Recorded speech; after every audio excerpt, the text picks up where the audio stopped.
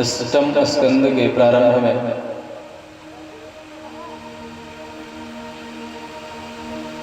गुरुदेव भगवान मनवंतरों का निरूपण करते हैं। एक हजार बार चतुर्युग व्यतीत होता है तो ब्रह्मा जी का एक दिन होता है।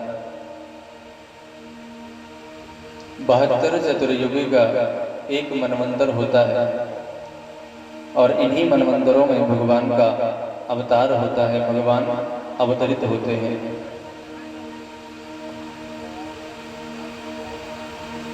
भोले भक्त वत्सल भगवान की जय। इधर गुरुदेव भगवान बतलाते हैं कि राजन, त्रिकूट नामक एक पर्वत था, उस पर एक गजराज रहा करता था अपनी पत्नियों बच्चों के साथ।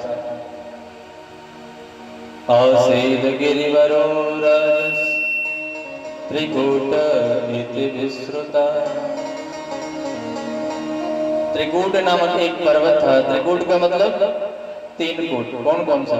काम, क्रोध और लोभ।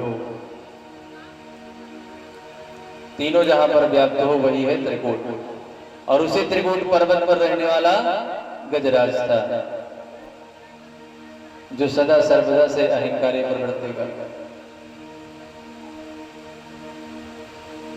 गजराज रहा करता था महाराज।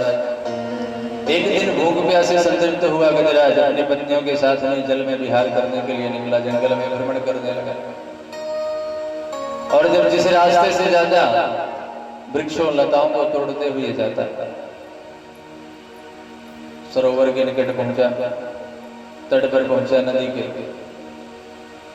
और जल में विहार करने लगा अपनी पत्नियों के साथ।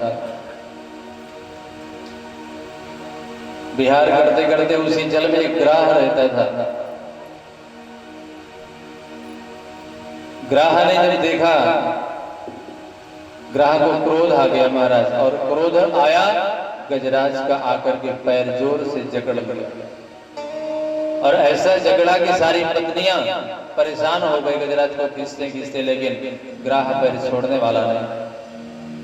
बहुत प्रयत्न किया, प्रयत्न करते करते सुबह से शाम हो गई, लेकिन अभी तक ग्राह छोड़ा नहीं।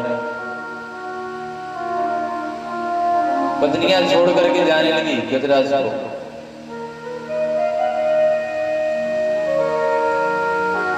गजराज मन में सोचने लगा, जिन पत्नियों के लिए सारा जीवन हमने गंवा दिया, आज हमारे ऊपर जब संकट आया तो ये पत्नी और बच्चे सब हमको छोड़ करके जा रहे हैं, कोई साथ खड़ा नहीं है हमारे।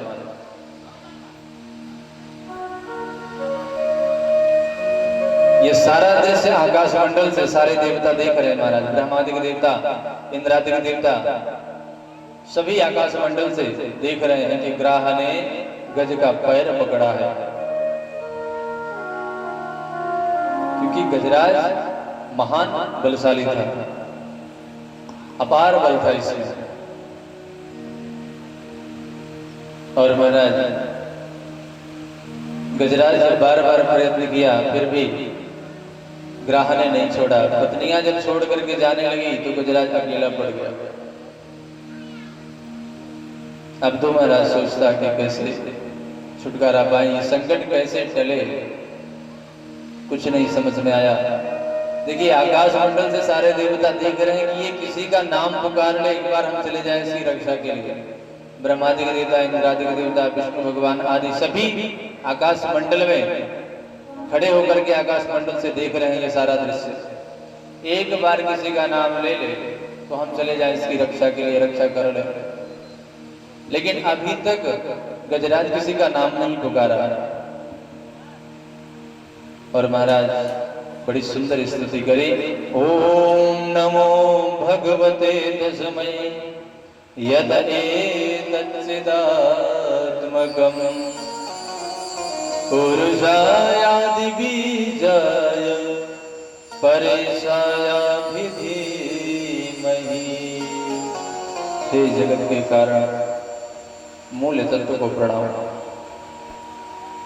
हे पालनहार आपको प्रणाम।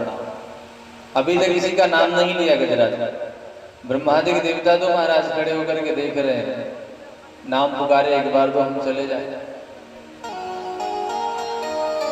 लेकिन जब किसी का नाम नहीं पुकारा तो भगवान ने कहा, गुरुदेव भगवान बतलाते हैं, एवं गजेन्द्रमुपवर्णित निर्विशेषम् ब्रह्मदयो विविधलिंग विदाभिमाना। भगवान विष्णु तुरंत ब्रह्मा जी से कह गए, ब्रह्मा जी से बोले, देखिए प्रभु, जिसका कोई नाम ना हो वो भी मैं हूं। मूलतः तो कह दिया, जगत के कारण कह दिया, तो इसका मतलब ये मुझे ही पुकार रहा है। सरकार दौड़े चले आए भगवान विष्णु, बोले भक्तवत्सल भगवान की जय। और जब भगवान को देखा तो बड़ी सुंदर स्तुति गाया। गजराज कहता है, सोन्त सरस्वर बलेन गृहीत आर्तो दृष्ट्वा गरुत्मति हरिं रव उपात चक्रम् उत्सित्यम्बुजकरं गिरिमाकृच्छा नारायणाखिल गुरो भगवन् नमस्ते। भगवान की सुंदर स्तुति गाई, भगवान प्रसन्न हुए और पहुंचते ही गजराज की सूंड पकड़ के भगवान खींचे, ग्राह से मुक्त किए और अपने दिव्य सुदर्शन चक्र से सबसे पहले ग्राह का उद्धार कर दिए। बोले भक्तवत्सल भगवान की जय, बाल कृष्ण लाल की जय। गजराज अपनी सूंड से भगवान को एक कमल पुष्प अर्पित किया और सरकार कहते हैं, स्तुति गान करने के बाद भगवान सर्वप्रथम ग्राह का उद्धार किए। मानो ये कहना चाहते हो कि मैं अपने भक्तों का कल्याण करूंगा, यह सत्य है, लेकिन जो मेरे भक्तों का पैर पकड़ेगा सर्वप्रथम मैं उसका कल्याण करूंगा, उसके पश्चात अपने भक्तों का कल्याण करूंगा। बोले भक्तवत्सल भगवान की जय।